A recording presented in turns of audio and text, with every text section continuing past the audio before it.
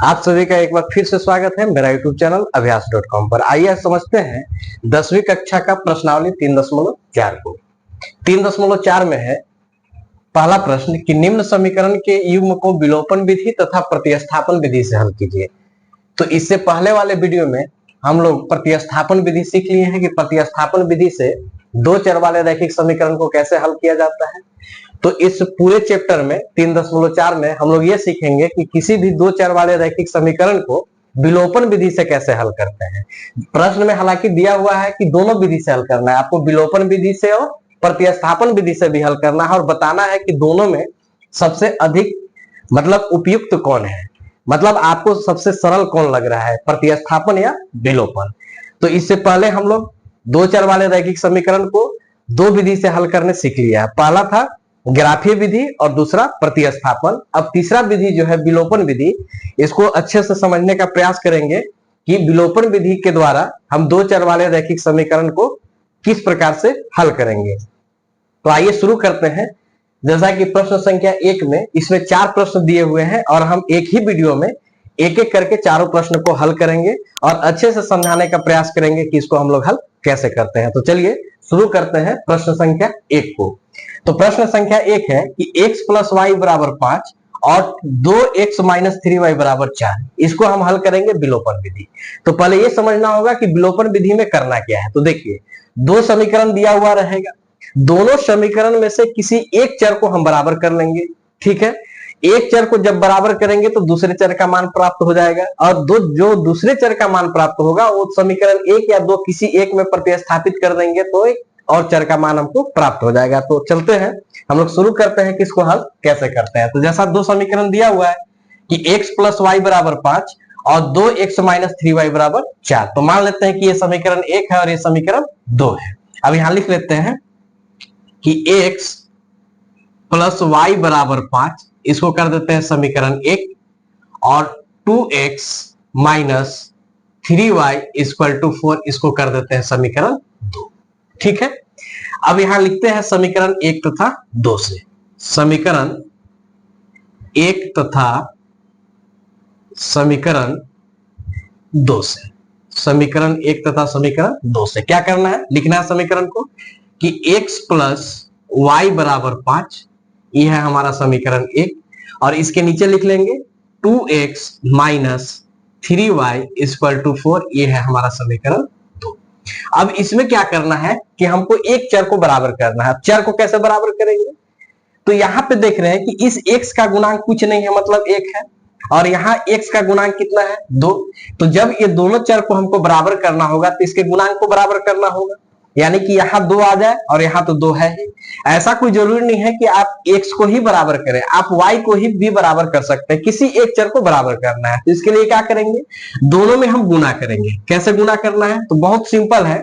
समीकरण 1 में जब हमको पहले चर यानी कि x को बराबर कर रहे हैं तो समीकरण 2 वाला x का गुणांक कितना है, 2, तो यहां गुना कर देंगे 2 से। और समीकरण 1 का देखेंगे कि x के पीछे गुणांक क्या है, कुछ नहीं, यानी कि उसको गुना कर देंगे समीकरण 2 में। यानी कि जिस चर पद को हमको बराबर करना है उस चर पद के गुणांक को उल्टा गुना करना है कि समीकरण 1 के गुणांक को समीकरण 2 में गुना करेंगे और समीकरण 2 के गुणांक को समीकरण 1 में गुना करेंगे। इससे क्या होगा कि एक चर हमको बराबर मिल जाएगा। तो यहां जब गुना 2 लिखे हैं तो इसका मतलब है कि इसके सभी पद मतलब तीनों पद में 2 से गुना हो जाएगा। तो 2 से गुना कीजिएगा x में तो हो जाएगा 2x प्लस का प्लस, फिर 2 से गुना करेंगे y में तो हो जाएगा 2y बराबर, 2 से गुना करेंगे 5 में तो हो जाएगा 10। ये 2 से सभी पद में गुना हो गया, ठीक हो गया। अब यहाँ 1 है, 1 से सभी पद में गुना करेंगे तो वही संख्या रह जाएगा, यानी कि 1 से 2x में गुना करेंगे तो 2x माइनस 1 से 3y में गुना करेंगे तो 3y बराबर 1 से 4 में गुना करेंगे तो 4। इससे ये हुआ कि हमारा x वाला जो पद है वो बराबर हो गया। अब क्या करना है, अब यहां ध्यान रखना है कि जिस चर को हम बराबर किए हैं यानी कि जिस चर पद को हम बराबर किए हैं उसका चिन्ह यदि एक रहेगा तो घटाने पर और चिन्ह अगर अलग अलग रहेगा तो जोड़ने पर। एक कहने का मतलब यहां भी पीछे कुछ नहीं है तो प्लस मानेंगे, यहां भी कुछ नहीं है तो प्लस, यानी कि एक चिन्ह है तो इस स्थिति में हमको क्या लिखना होगा, घटाने पर। यदि मान लेते हैं कि यहाँ प्लस होता और यहाँ माइनस, दो अलग अलग चिन्ह होता तो क्या लिखते, जोड़ने पर। तो यहाँ क्या लिखेंगे हम, घटाने पर। यहां लिखना होगा घटाने पर। तो घटाने पर क्या होगा, चिन्ह बदल जाएगा। बदलने का मतलब जो पहले से प्लस होगा माइनस हो जाएगा, जो पहले से माइनस रहेगा वो प्लस हो गया। तो चलिए चिन्ह बदलते हैं। यहाँ देखिए, यहाँ 2x है, इसके पीछे प्लस है तो यहाँ चिन्ह क्या लगेगा, माइनस। यहाँ 3y इससे पहले यहाँ माइनस है तो यहाँ क्या लगेगा, प्लस। और यहाँ प्लस है तो यहाँ क्या लगेगा, माइनस। ध्यान रखना है कि जब हम चिन्ह को बदल लेते हैं, जैसे ही यहाँ प्लस था तो माइनस हो गया, ये माइनस है तो प्लस, और ये प्लस था तो माइनस, तो इससे पहले वाले चिन्ह का वैल्यू खत्म हो जाता है, उसका कोई मान नहीं रहता है। अब क्या होगा, यहाँ ये प्लस में है, ये माइनस में, कैंसिल हो गया, खत्म।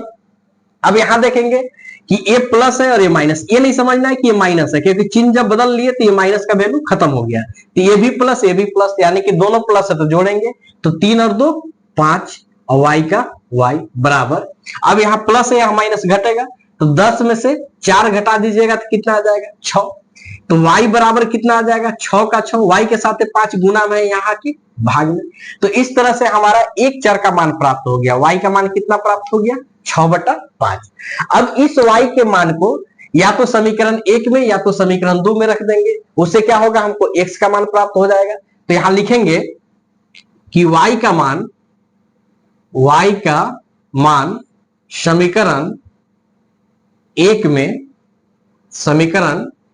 1 में रखने पर। तो समीकरण 1 क्या है, तो समीकरण 1 है x प्लस y बराबर 5। ठीक है। अब इस समीकरण में जहां पर y है उसके जगह पर कितना मान कर पुट करना होगा, 6/5। तो रख देते हैं मान। तो x का x प्लस y का मान कितना है, 6/5, तो यहां हो जाएगा 6/5 और बराबर में 5। x का x बराबर 5 का 5, ये प्लस में साइड को चेंज करेंगे, माइनस 6/5। यहाँ कुछ नहीं है तो बटा में 1 लगा सकते हैं। अब यहाँ होगा x बराबर, भिन्न का घटाव आ गया, 5 1 का लघुत्तम कितना हो जाएगा, 5। 1 से 5 में भाग देंगे, 5 बार में जाएगा, 5 से 5 में गुना करेंगे तो हो जाएगा 25, माइनस 5 से 5 में भाग देंगे 1, 1 से 6 में गुना करेंगे तो 6। तो x बराबर 25 में से 6, 15 में से 6 जाएगा, 9 6 15, 1 और बटा में 5। तो इस तरह से हमारे पास दूसरा चर का भी मान प्राप्त हो गया। तो अब यहाँ फाइनली हम लिख देंगे कि अतः x बराबर 19/5 और y बराबर कितना आ गया, 6/5। यही हमारा फाइनली आंसर होगा। ठीक है। ये कौन विधि से हम इस क्वेश्चन को हल किए, तो ये है हमारा विलोपन विधि। इसी को कहते हैं विलोपन विधि से हल करना। अब जब आप चारों विधि पढ़ेंगे तो मेरे समझ से आप लोग को सबसे आसान लगेगा विलोपन विधि। अधिकतर क्वेश्चन में हम विलोपन विधि से ही प्रश्न को हल करते हैं, क्योंकि बहुत जल्दी ये आ जाता है। अब यही प्रश्न को यदि हम प्रतिस्थापन विधि से भी हल करेंगे तो सेम आंसर आएगा, 19/5 x का मान और y का मान 6/5 ही आएगा। तो इससे पहले वाले एक्सरसाइज में सभी प्रश्न को हमने प्रतिस्थापन विधि से हल किया था, इसलिए इस प्रश्न को हम सिर्फ एक ही विधि से आप लोग को सिखा रहे हैं। कौन सा विधि, विलोपन। इससे पहले वाले वीडियो में आप सीख लेंगे कि उसको प्रतिस्थापन विधि से कैसे हल करते हैं। इसी क्वेश्चन को आप प्रतिस्थापन विधि से भी हल कर सकते हैं। प्रश्न में ऐसा इसलिए दिया रहता है क्योंकि आपका अधिकतर प्रैक्टिस हो जाए। ठीक है। तो चलिए हम इस क्वेश्चन को साफ करते हैं और बढ़ते हैं अगले प्रश्न की ओर। दूसरा प्रश्न है कि 3x + 4y = 10 और 2x - 2y = 2। इसको भी हम किस विधि से हल करेंगे, विलोपन विधि से। तो चलिए शुरू करते हैं। इसमें लिखते हैं, पहला समीकरण क्या दिया हुआ है, तो 3x + 4y = 10, ये है हमारा समीकरण ए। और दूसरा समीकरण क्या दिया हुआ है, 2x - 2y = 2, ये है हमारा समीकरण नंबर 2। अब इसको हम किस विधि से हल कर रहे हैं, विलोपन विधि से। ठीक है। तो लिखते हैं समीकरण 1 तथा 2 से, या लिखते हैं समीकरण 1 तथा 2 से। समीकरण 1 में क्या है, तो समीकरण 1 में है 3x + 4y = 10, ये है समीकरण 1। और समीकरण 2 है 2x - 2y = 2, ये है हमारा समीकरण 2। अब इसमें भी क्या करना है, हमें एक चर पद को बराबर करना है। ठीक है। तो दोनों में हमको गुना करना होगा, उल्टा गुना करना होता है। समीकरण 1 में समीकरण 2 के गुणांक से और समीकरण 2 में समीकरण 1 के गुणांक से। तो मान लीजिए यदि हमको x पद को बराबर करना है तो समीकरण 1 में कितना से गुना करेंगे, तो देखेंगे समीकरण 2 में x पद का गुणांक कितना है, 2, तो यहां 2 से गुना हो गया। अब समीकरण 2 में क्या करेंगे, समीकरण 1 का x पद का गुणांक कितना है, 3, तो यहां 3 से गुना हो गया। बहुत आसान है ये विलोपन विधि, ठीक है। अब यहाँ 2 से तीनों पद में गुना कर देंगे, तो 2 से 3 में गुना कीजिएगा तो 3 दूना के 6 x प्लस 2 से 4 में गुना करेंगे 4 दूना 8 y बराबर 2 से 10 में गुना करेंगे तो 10 दूना 20 हो गया गुना। अब 3 से 2 में गुना करेंगे 6x माइनस 3 से 2 में गुना करेंगे 6 y का y और 3 से 2 में गुना करेंगे तो 6। अब यहां देख रहे हैं कि जिस चर पद को हमने बराबर किया दोनों का चिन्ह एक ही है, तो जब चिन्ह एक ही रहता है तो क्या लिखना है यहाँ घटाने पर। घटाने पर क्यों लिखा जाता है? क्योंकि घटाने पर हम एक रैखिक समीकरण के चिन्ह को बदल देते हैं। अब यहां देखेंगे कैसे बदलना है, तो यहां इसके पीछे क्या है प्लस, तो यहां क्या हो जाएगा माइनस, इस चर के पीछे क्या है माइनस, तो यहां क्या होगा प्लस, इस चर के इस संख्या के पीछे क्या है प्लस, तो यहां हो जाएगा माइनस, मतलब उल्टा चिन्ह कर देना है, ठीक है। अब इससे क्या होगा कि एक पद हो गया प्लस में और एक पद माइनस में कैंसिल होगा। बराबर करने का मतलब ही होता है कि आगे वो क्या होगा, वो पद खत्म हो जाएगा, घट जाता है, ठीक है। अब यहां देखेंगे ये भी प्लस ये भी प्लस, तो जुटेगा 8 6 14 y का y बराबर 20 में से 6 जाएगा तो 14, क्योंकि यहां माइनस है यहां प्लस। अब y बराबर तो 14 का 14 ये गुना में है, यहां आके भाग में कट जाएगा 1, तो y का मान कितना आ गया 1। तो इस तरह से हमारे पास एक चर का मान प्राप्त हो गया y का मान। अब क्या करेंगे, इस y के मान को समीकरण 1 में रख देते हैं, तो लिखते हैं कि y का मान समीकरण 1 में रखने पर, समीकरण 1 में रखने पर ऐसा नहीं है कि इसको हम इसका मान यदि हम समीकरण 2 में रखेंगे तो इसका आंसर नहीं आएगा, किसी एक में आप रख सकते हैं। तो समीकरण 1 क्या है, तो समीकरण 1 है 3x plus 4y equal to 10। अब क्या करना है, इस समीकरण में जहां पे y है वहां पे कितना मान रखना है 1, ठीक है। तो देख लेंगे यहाँ y यहां दिया हुआ है तो रखते हैं 3x का 3x प्लस 4, बीच में कोई चिन्ह नहीं है तो गुना, y का मान कितना है, y का मान है 1, यहां रखेंगे 1 और बराबर में 10, तो यहां हो जाएगा 3x प्लस 4 से 1 में गुना करेंगे 4 बराबर 10, तो 3x बराबर 10 का 10, ये प्लस में साइड चेंज करेंगे तो माइनस, तो 3x बराबर 10 में से 4 जाएगा तो 6 और x बराबर 6 का 6, x के साथ 3 गुना में है, यहां आके भाग 2 से काट देंगे 2 3 6, x बराबर कितना आ गया 3। तो इस तरह से हमारा दूसरा चर का भी मान प्राप्त हो गया। अब अंतिम में हम लिख देंगे कि अतः x बराबर 3 और y बराबर 1, यही हमारा फाइनली आंसर हो गया, ठीक है। तो यह इस तरह से हमने प्रश्न संख्या 2 को भी हल कर लिया, किस विधि से, विलोपन विधि से। अब इसको हम साफ करते हैं, बढ़ते हैं अगले प्रश्न की ओर। क्या 3 है कि 3x minus 5y minus 4 equal to 0 और 9x equal to 2y plus 7। अब इसको भी हमको किस विधि से हल करना है, विलोपन विधि से। तो सबसे पहले समीकरण को हम बनाएंगे, समीकरण लिखते हैं कि 3x minus 5y equal to, देखिए बराबर से पहले ये माइनस में है, बराबर के उस पार जाएगा तो प्लस में हो जाएगा 4, ये हो गया हमारा समीकरण 1। अब यहां देखिए 9x का 9x बराबर के इधर ये 2y जो है प्लस में है, बराबर की साइड ले जाएंगे तो माइनस 2y हो जाएगा और बराबर में 7 प्लस में है तो प्लस में, ये हो गया हमारा समीकरण 2, ठीक हो गया। अब इसको हमको किस विधि से हल करना है, विलोपन विधि से। चलिए शुरू करते हैं समीकरण 1 तथा 2 से, समीकरण 1 तथा 2 से। समीकरण 1 है कि 3x minus 5y equal to 4, यह है समीकरण 1, और समीकरण 2 है 9x minus 2y equal to 7, यह है समीकरण 2, ठीक। अब इसमें भी एक पद को बराबर करना है, चलिए इसमें हम क्या करते हैं, y वाले पद को बराबर करके देखते हैं, क्योंकि आप लोग के मन में ऐसा कंफ्यूजन ना हो कि सिर्फ x वाला को ही बराबर करते हैं, ऐसा कुछ नहीं है, हम y वाला को भी बराबर कर सकते हैं, ठीक है। तो इसमें हम इस प्रश्न में y के पद को बराबर करके हल करते हैं। तो कैसे करेंगे, दोनों चर पद को बराबर करेंगे, तो यहां देखेंगे कि y से पहले क्या है 2, माइनस 2, यहां चिन्ह नहीं लेना है, केवल संख्या लेना है, 2, तो यहां 2 से गुना कर दीजिए। अब यहां y पद के पीछे क्या है 5, तो यहां 5 से गुना कर दीजिए, ठीक है। अब इसमें ऐसा नहीं है कि केवल एक ही चर के पद को बराबर करके हम हल कर सकते हैं, हम y के पद को भी बराबर करके हल करेंगे, ठीक है। तो यहां देखिए समीकरण 1 में समीकरण 2 के गुणांक जो 2 था यहां गुना हो गया, और समीकरण 2 में समीकरण 1 का जो y का गुणांक था यहां हो गया, गुना हो गया। अब गुना करते हैं 2 से, सभी पद में 2 से 3 में गुना करेंगे तो 3 दूना की 6x, माइनस 2 से 5 में गुना करेंगे तो 5 दूना 10y, और 2 से 4 में गुना करेंगे तो 4 दूना 8 हो गया। अब 5 से 9 में गुना करेंगे तो 9 पचे 45, x का x, माइनस 5 से 2 में गुना करेंगे तो 10y, बराबर 5 से 7 में गुना करेंगे तो 7 पचे 35। अब यहां पे देख रहे हैं कि जिस पद को हमने बराबर किया उसका भी चिन्ह एक ही तरह का है, तो यहां क्या लिखना होगा हमको, घटाने पर। चिन्ह यदि अलग अलग होगा तो जोड़ने पर, और एक ही चिन्ह होगा तो घटाने पर। अब इससे क्या होगा, हम चिन्ह को बदलेंगे, तो चिन्ह कैसे बदलना है, देखिए पहले इसके पहले प्लस है तो यहाँ क्या हो जाएगा माइनस, यहाँ माइनस है तो यहाँ क्या होगा प्लस, यहाँ प्लस है पहले से तो क्या होगा माइनस, और जैसे ही चिन्ह को हम बदलते हैं तो पहले वाले चिन्ह का वैल्यू खत्म हो जाता है। तो अब इससे क्या होगा, यहाँ प्लस है यहाँ माइनस, तो y वाला पद कैंसिल हो गया, ठीक है। अब यहाँ देखिए यहाँ माइनस है यहाँ प्लस, तो घटेगा, 15 में से 6 जाएगा तो 9, और 4 एक हासिल था तो यहाँ बचेगा 3, और x का x, छोटी संख्या में से बड़ी संख्या को घटा है इसलिए माइनस, बराबर यहाँ पे देखिए 15 में से 8 जाएगा तो 8 और 7 15, ठीक है।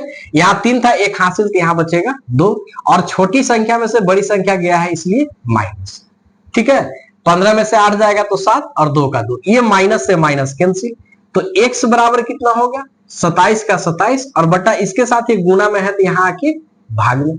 तो इस तरह से हमारे पास एक चर का मान प्राप्त हो गया। एक चर का मान कितना आया 27/39। अब क्या करेंगे, इस चर के मान को समीकरण 1 में हम रख देते हैं। तो चलिए आगे रखते हैं, यहां लिखते हैं कि x का मान समीकरण 1 में रखने पर, समीकरण 1 में रखने पर, तो समीकरण 1 क्या है, समीकरण 1 है 3x minus 5y equal to 4, यही है समीकरण 1। अब इसमें जहां पर x है, x के जगह पर हमको कितना रखना है, तो 27/39 रख देते हैं। देखिए 3 का 3, बीच में कुछ नहीं है तो गुना, x के जगह पर 27/39 यहां रख देते हैं, 27/39 माइनस का माइनस 5y का 5y बराबर में 4। देखे तो 3 से कटेगा, 3 एकम 3, 3 तरीके 9, 13 बार में कट गया। तो यहाँ कितना बचा, यहां बचा 27/13 और माइनस 5y बराबर 4। ये माइनस 5y का माइनस 5y बराबर 4 का 4। अब ये प्लस में है, इधर आके माइनस में हो जाएगा 27/13, नीचे कुछ नहीं है तो बटा 1। अब यहां माइनस 5y का माइनस 5y, दोनों का एलसीएम लेंगे तो कितना हो जाएगा 13, तो 13 चौके 52 और माइनस 27।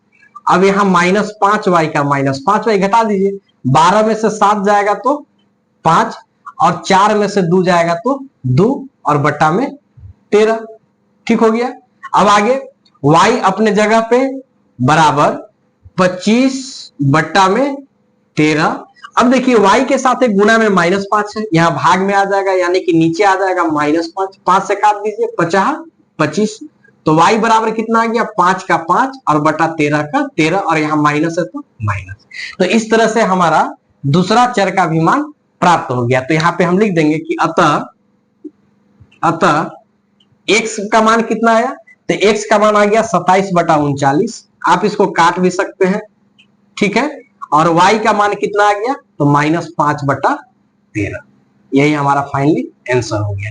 आप चाहे तो इसको 3 से दोनों कट रहा है तो कट जाएगा, 9 तिया 27, 13 तिया 39, नहीं भी काटेंगे तो कोई दिक्कत नहीं है। तो इस तरह से हमारा प्रश्न संख्या 3 भी हल हो गया। अब इस प्रश्न को हम साफ करते हैं, बढ़ते हैं अगले प्रश्न की ओर। 4 है कि x/2 प्लस 2y/3 बराबर -1 और x minus y/3 equal to 3, ठीक है। बहुत आसान है, बहुत बच्चे डरते हैं कि बट्टा में है तो क्या होगा, बहुत आसान है। इसको हम पहले सिंपल इक्वेशन में ले आते हैं। कैसे, तो देखिए यहाँ 2 है यहाँ 3 है, दोनों का एलसीएम ले लीजिए, तो 3 और 2 का एलसीएम कितना हो जाएगा 6, 2 से 6 में भाग लगाएंगे 3 बार में, 3 से x में गुना करेंगे तो यहाँ हो जाएगा 3x प्लस का प्लस, फिर 3 से भाग लगाइए 6 में 2 बार में, 2 से 2 में गुना कीजिए 4, y का y बराबर -1 तो -1। अब यहाँ इसके बट्टा में कुछ नहीं है तो 1 तो कर सकते हैं। अब क्या करेंगे, तिरछा तिरछे गुना, 1 से दोनों पद में गुना करेंगे तो यहाँ होगा 3x प्लस 4y बराबर का बराबर। अभी 6 से -1 में गुना करेंगे तो -6। ये हो गया हमारा समीकरण नंबर 1। ठीक है, एकदम आसान हो गया इक्वेशन। अब इसी तरह से यहां देखिए, यहां भी बेटा में कुछ नहीं है तो 1 तो लगा सकते हैं। अब 3 और 1 का एलसीएम ले लीजिएगा तो हो जाएगा 3। 1 से 3 में भाग लगाएंगे 3, 3 से x में गुना करेंगे तो 3x माइनस का माइनस, 3 से 3 में भाग लगाएंगे 1, 1 से y में गुना करेंगे तो y, और बराबर 3 है तो 3, नीचे कुछ नहीं है तो बटा में 1 से दोनों पद में गुना करेंगे तो क्या आ जाएगा 3x माइनस वाई बराबर 3 से 3 में गुना करेंगे तो 3 तरीके 9। ये हो गया हमारा समीकरण नंबर 2। एकदम साधारण इक्वेशन आ गया, 2 चर वाला समीकरण। अब क्या करना है, इसको हमको विलोपन विधि से हल करना है। तो चलते हैं समीकरण 1 तथा 2 से, यहां लिखते हैं समीकरण 1 तथा 2 से। समीकरण 1 क्या है, तो 3x plus 4y equal to -6, ये है समीकरण 1। और समीकरण 2 है 3x minus y equal to 9, ये है समीकरण 2। अब यहां आप देख रहे होंगे ये प्रश्न में कि पहले से ही एक पद हमारा एक चर पद बराबर है, तो जिसका एक चर पद आपको बराबर मिल जाएगा तो उसमें गुना करने का आवश्यकता नहीं है। डायरेक्ट अब यहां देखेंगे कि दोनों का चिन्ह एक है, तो डायरेक्ट यहां लिखेंगे क्या, घटाने पर। जब चिन्ह एक रहता है तो क्या लिखना है, घटाने पर, और चिन्ह अलग अलग रहेगा तो क्या लिखना है, जोड़ने पर। ठीक है, तो घटाने पर क्या होगा, पहले से प्लस है तो ये हो गया माइनस, ये माइनस है तो हो गया प्लस, ये प्लस है तो हो गया माइनस। इससे क्या होगा, ये माइनस में ये प्लस में कैंसिल हो गया। ठीक है, अब यहां देखिए ये भी प्लस ये भी प्लस, तो 4y और 1y तो कितना हो जाएगा 5y बराबर, ये भी माइनस ये भी माइनस तो माइनस, और दोनों जुड़ जाएगा, 9 और 6 कितना हो जाएगा 15। अब y बराबर -15, y के साथ 5 गुना में है, इधर आएगा तो भाग में, 5 से काट देंगे, 5 तिया 15, तो y बराबर कितना आ गया -3। तो इस तरह से हमारे पास एक चर का मान प्राप्त हो गया। अब इस y के मान को समीकरण 1 में रख देते हैं। तो यहां चलते हैं, लिखते हैं कि y का मान समीकरण 1 में रखने पर, समीकरण 1 में रखने पर, समीकरण 1 क्या है, तो समीकरण 1 है 3x plus 4y equal to -6। अब इसमें क्या करना है कि जहां भी y है, इसमें इस समीकरण में जहां भी y है उसके जगह पे मान कितना रखना है, -3 को रख देना। तो चलिए रखते हैं, यहां होगा 3x का 3x प्लस का प्लस 4, बीच में कोई चिन्ह नहीं है तो गुना, y का मान कितना आया है -3, यहां रख देते हैं -3 इक्वल टू -6। अब यहां होगा 3x का 3x प्लस और माइनस, 4 से 3 में गुना करेंगे तो 12 और बराबर -6। अब 3x का 3x बराबर -6 का -6। अब देखिए यहां माइनस में है 12, अब साइड को चेंज करेंगे तो +12 हो जाएगा यहाँ। अब यहां हो जाएगा 3x बराबर, ये माइनस और ये प्लस घटेगा तो 12 में से 6 जाएगा तो 6, क्योंकि बड़ी संख्या के पीछे प्लस है तो प्लस लग जाएगा। अब x बराबर 6 और बट्टा में 3, यहां गुना में था साइड चेंज कर दिए, भाग में 3 दूना के 6, तो x बराबर कितना आ गया 2। तो इस तरह से हमारे पास दो दूसरे चर का भी मान प्राप्त हो गया। ठीक है, अब अंतिम में लिख देंगे कि अतः x बराबर 2 और y बराबर -3, यही हमारा फाइनली आंसर हो गया। तो इस तरह से प्रश्नावली 3.4 का प्रश्न संख्या 1 में जो चारों प्रश्न था, जिसको हमने एक एक करके विलोपन विधि से हल कर दिया है। आपको इससे पहले वाले वीडियो में प्रतिस्थापन विधि हमने सिखा दिया है, आप यही प्रश्न को फिर से प्रतिस्थापन विधि से हल कर लेंगे, एक बार आपको अभ्यास हो जाएगा। हमने सिर्फ इसको विलोपन विधि से हल किया है।